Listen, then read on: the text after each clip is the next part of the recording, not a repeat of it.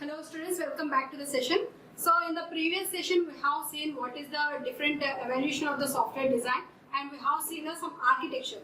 Okay, so these are all the subparts of the design concepts. In design concepts there are the subparts. Okay, so in previous session we have seen about the architecture. Once again I am recollecting the thing. So what is the architecture? So architecture is nothing but it is having the some design, we can say architecture is some overview of the software product. Okay, so that means how the software will look after design process, after the product is came into existence. So how the system will look into, so that is an architecture. Okay, so in order to build the architecture, so two contributors of the software engineering, Shaw and Garland. Okay, so these two contributors has given some set of properties. So in order to draw an architecture for a system or software, whatever it is in software engineering, this only belongs to only software engineering. In software engineering, you have to take up some set of properties. So what are those? So architecture is give the some blueprint. That means it will give the some how the system will look. So how the function of components will be arranged. How the functional components arranged will be interact with each other, how the information will be exchanged between those two. That will be shown in the architecture, that means in the design process. Okay, so these two contributors given a set of properties. Okay, what are those properties in order to consider the architectural design? So the first one is the structural properties. So what is the structural properties? So this is a architectural design representation defines the components of a system. So in the previous session I have explained about this, but again I am explaining. Okay, so structural properties. What is the structural properties? So the main intention of this structural property is whatever the architecture you are designing, so that it should represent the components of a system. So components of means, so what is the modules you are doing? Okay, for example, I am designing one website. So one website I am designing. In that website, so I want to represent it as architectural mode. Okay, in design, first in the design phase, I have to give some architecture regarding that website, how it looks. Okay, so the website what we have to develop. So this website is divided into some components. That means some modules. We can say some units. We can also call it as units. Modules or units, we can say anything. Okay, so units is nothing but dividing the work into groups. So website designing is not a single person can do. Okay, so it is composed of so many of things. So website, so front end, back end, we have the two modules. So in the front end, so what are the different pages we have to insert? Okay, so for example, it is like some shopping website, some e-commerce website. So in e-commerce website, what we will do? So in e-commerce website, how many people will interact? So one is a customer, one is a product based. That means customer. And second one is a business people. So those who are producing their products in the website. So we can also say the customer is a one module. That means one unit. So that means how the customer will interact with the system. So what is his own profile, how it should like. For example, if people are interacting with the Amazon. Okay, in Amazon, what you are getting? You are getting your special page, your home page. You are getting your profile. You are getting some addresses of yours, whatever your orders. Or if you go for the Ola. So in Ola app, well, it is also web application. Okay, in that Ola app also you will have the, if you log in with your credentials, then your personal page will be available. That means your home, your profile. So whatever your rights has done up to now. So if you have any Ola wallet, so different, that means that is a customer is a one unit or one module. And business people, so business people will have the different pages, like his home. So what are the products they are providing over there? So what is the overviews of reviews of those products, what he was selling. Okay, like that. So there are the two different modules. Apart from that, so front end, back end, those are also two different modules.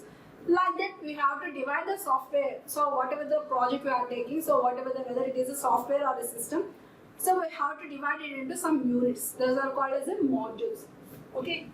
So and the manner in which those components are packaged and interact with each other. So how we are providing those customers and business people in one website. How you are interacting with those two people through the website. Okay. So how you are making the interaction of the business people with the customer in the website.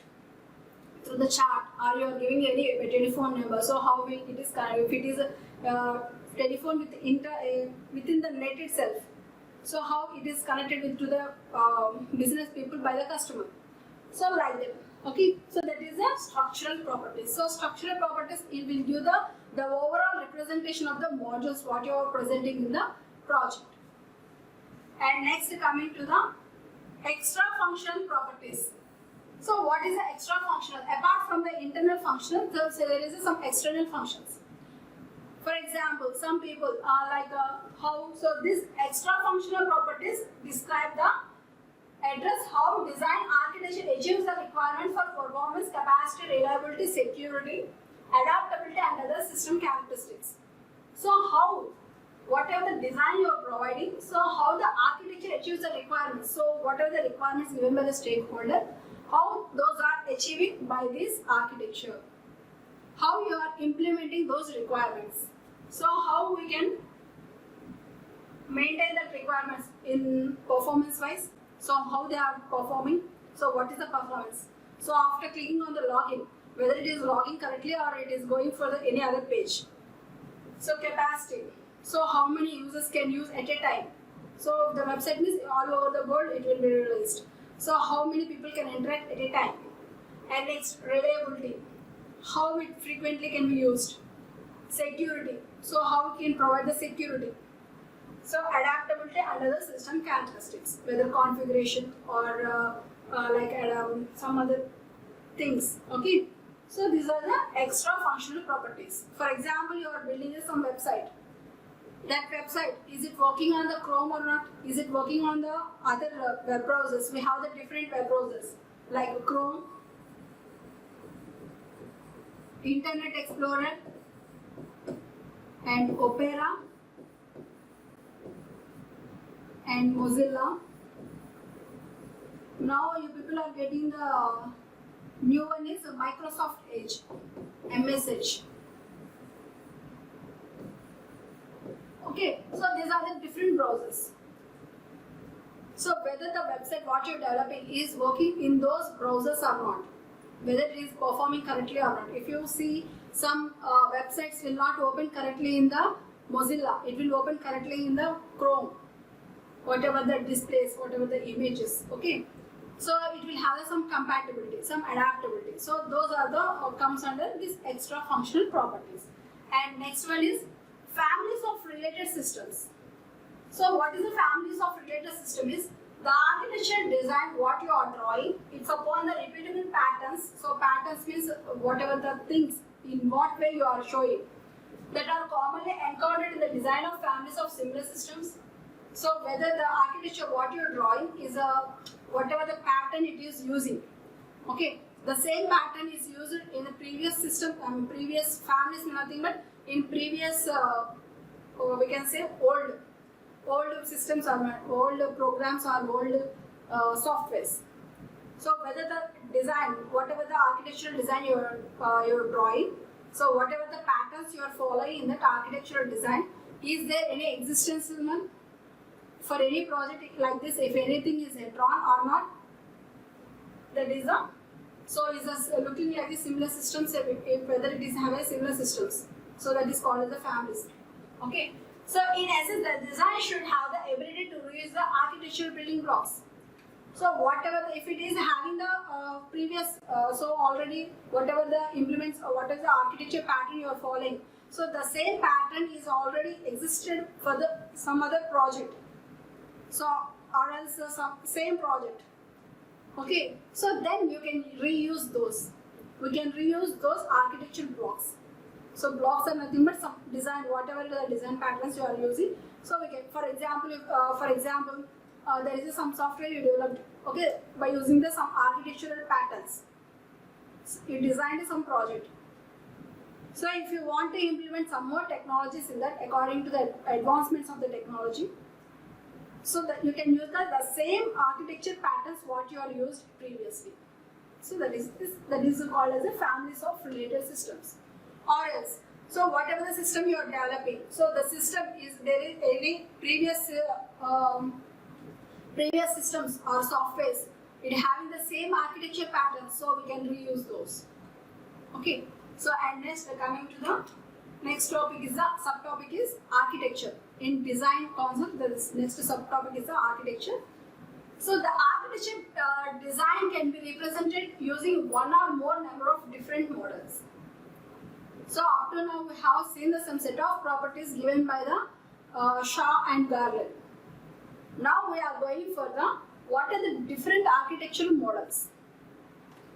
So the first one is the structural model. So what is a structural model? So the structural model represents architecture as an organized collection of program components. So what are the programs? Whatever the program components you are using. Components are nothing but what I said, that modules, whatever the modules are interconnecting with each other. Okay, so for example database. So that is one of the component. Database is one of the component. Okay, like that. So structure models. The main architecture of the structure models is to represent the components of the system. We can say simply like that. So next one is the framework models. So what are the framework models? So increase the level of design abstraction by attempting to identify repeatable architectural design frameworks that are encountered in similar types of application. Okay, so framework models will be used for the design the abstraction. So we have seen the what is the abstraction. Abstraction is nothing but hiding the details. Okay, by attempting to identify repeatable architectural design. So is there any architectural design which we are repeating that are encountered in similar types of applications? For example, websites. So website creation is, so it will have the same architecture. Whatever the website, the architecture will be the same. Only thing is, if there is any modules changes, if there is any increment in the modules, those things we can add additionally of having the previous architecture. So whatever we have seen family of the same systems, so the same thing. So that is the framework models. And next coming to the dynamic models, and third one is dynamic models. So what is the dynamic models? So in dynamic models, address the behavioral aspects. Please note this point. Address the behavioral points, aspects of the program, architecture indicating how the structure or system configuration may change as a function of external events. So by applying some externalness from outside, that means for example, let us say, so this is a smart board. Okay, so this smart board, when I insert in the pen drive or in the USB port, so how it is reacting. So externally I am placing some device to the smart board. So then how it has to react. So that is an external event. So in this dynamic model, so it addresses what it addresses when an external event has occurred. So what is the thing it is going to be done. So architecture indicating how the structure or system configuration may change as a function of external events. So for example, if I place the pen drive in the USB port in this system, how it is working. So whether the configuration, so whatever the configuration it is, the system is, so whether it is working or not, whether it is opening, I can open or not, or it giving the some error. So that is the dynamic models. That means it will use, they will go for the some external, they will apply some external events in that. And next, fourth one is the process models. So what are the different process models? So it will mainly focus on the design of the business or technical process that the system must accommodate. For example, so this system has to accommodate is nothing but it has to work within that particular system. So in this process model, it mainly focus on the design of the business. So according to the business purpose, how it has to be designed. For example, This is a smart board. This smart board is only mainly intended for the online classes. So it has to work for the only for the online classes. Okay. So it cannot be used for as a TV, or it cannot be used as a some other purposes.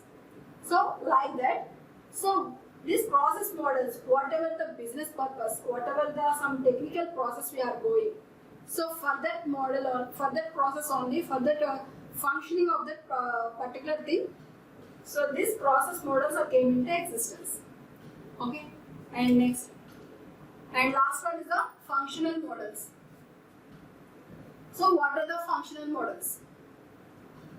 So it can be used to represent the functional hierarchy of a system. So how the function of the system, like a flow chart. In a flow chart, what you will do after doing the something, so the next thing will be happen. So if there is some condition. If it is yes, then it has to go like this. If it is no, you have to go like this, like that. So for the software, so in order to work the software, how the function is going on. That means when some external event are going on. So when there is an error, so what it will happen to that. So if an error occurs, how can we remove that error? So what type of precautions we have to take? So that is the functional model. Okay. So a number of different architectural description languages. So we can call as the ADLS. A is architecture, D is the description, IL for languages. Have been developed to represent these models. So in order to represent all these models, so functional models, structural models, and next we have seen some other two models, process models. Okay, these models, in order to construct, in order to represent these models, they have to use some number of different architectural design languages. So we can shortcutly call as ADLs in order to represent these models. Okay, and next subtopic is after architecture, patterns. So we have seen the previous in third unit we have seen the patterns. Okay, so what are those patterns? How these patterns plays an important role in the architecture? Let us go. So Brad Appleton, so he is one of the contributor. So defines a design pattern in the following manner. So he has given the definition for the pattern. So what is a pattern? A pattern is a named nugget of insight which conveys the essence of a proven solution to a recurring problem within a certain context amidst competing concerns.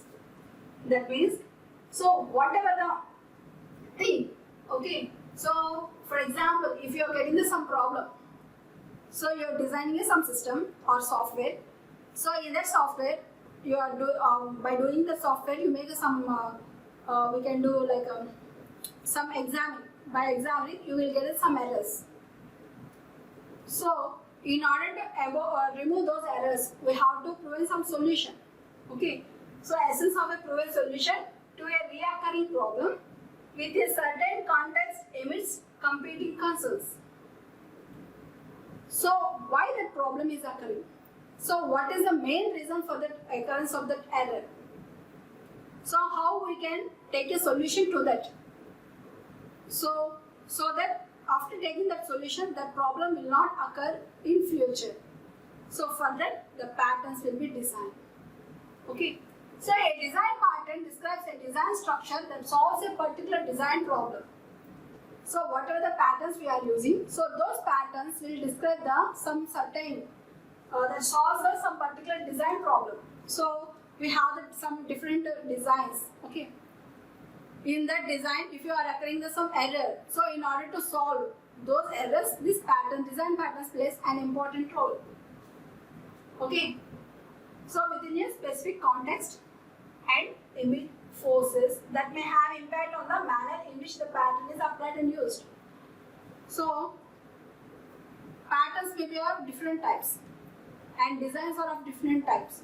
So which pattern is compatible with the design? So we have to know that one. So according to the context, according to the force, we have to use some design patterns in order to solve or resolve whatever the errors may occur in the designing process. Okay. And next, the intent of each design pattern is to provide a description that enables the designer to determine. So whatever the patterns we are using, so the main intention by using these design patterns is to provide some description. That means why I am using this pattern for this design. You have to know that. So without knowing what is the design pattern, without knowing what is the design model you are following, you can't be able to go further. Okay. So when designing some architecture design you are doing, some model you are doing, so in that what design pattern I can able to fit into that. So for that we have to know. The first question is whether the pattern is applicable to the current work. So whatever the pattern you are using, so whether it is applicable in the work or not. And next, the second point, whether the pattern can be reused. So but that means reusing means we have to save that some time. Okay. And next, thirdly, whether the pattern can serve as a guide for developing a similar but functional or structural different patterns. That means whatever the pattern we are using, whether it guides. So in order to resolve some errors, in order to resolve some problems, whether the pattern what I am using, it will guide me to solve those questions, or in the same way it can be used for the functionally and structurally different patterns. So these are the three questions we have to know. Okay, so this is about the patterns. And next, coming to the separation of the concept. So this is another subtopic for the design concepts. So separation of concerns. So what is the separation of the concerns? What is that? Why it is in the design concept? So in design concept, how this separation concern is come into existence? So separation of concern is a design concept that suggests any complex problem that can be easily handled if it is subdivided into pieces and that can be each solved or optimized independently. What is the separation of concern? Why it came into existence? So because the separation of concerns came into existence because system means it is a software means it is some use. Okay. Now I said the software what you are developing, whether it is a website or whether it is a system, you have to divide it into units or modules. Okay. So while designing the system, if you have any problem is occurred, so you have to look into from starting onwards.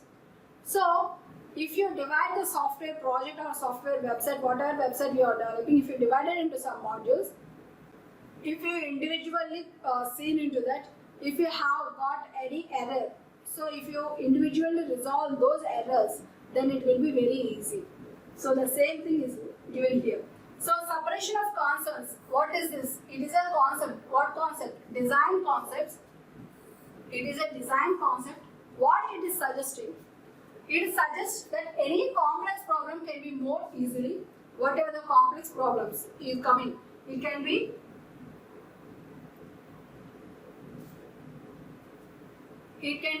more easily handled. How? How can we handle? It is subdivided into pieces. So it is subdivided into pieces. Pieces is nothing but some parts.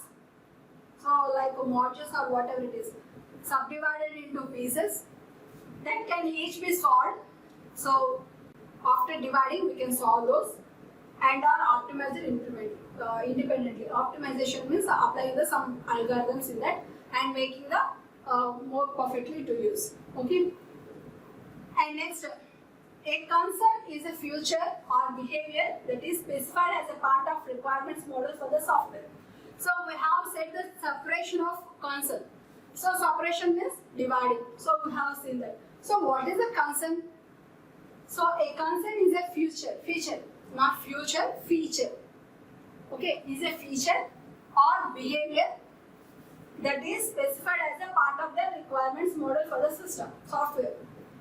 So in the requirements model, so in the software requirements analysis, software requirements analysis, you will go for the requirement model.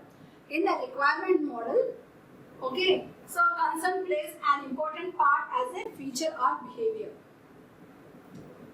That means, for example, in the requirements model, what are the requirement models you are going for? Scenario based, behavior model, or class based. Okay, we are using some 4 models. In those models, how the object can behave. Okay, we have seen the object behaving. So attributes, functions. Okay, so in terms of that object, so how that attributes and functions are behaving. So how that object is behaving. in order to tell that this concern is came into existence. Okay. And next, a separation of concerns is manifested in other related design concepts, modularity, aspects, functional, independent, and refinement.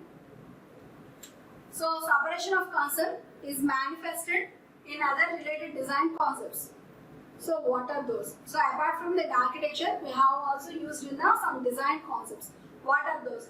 So, first one is the modularity, and second one is the what is the aspects, and functional independence and refinement. So, these are also some design concepts. Okay, so what is modularity, what is aspects, what is functional independence and refinement? Let us see now. So, these are some design concepts: modularity, aspects, functional, independence and refinement. Okay, each will be discussed in the subsection of that follow. So, I will define. So, the first one is the modularity. The first design concept is modularity. So, this is a sub-concept of separation of concerns. So, modularity is the most common manifestation of separation of concerns. So, what is the most common manifestation? Okay, so what is it? Software is divided into separately. So, in this modularity, we will divide the software into separately, and addressable components sometimes called module. So, I said that each divided part is called as a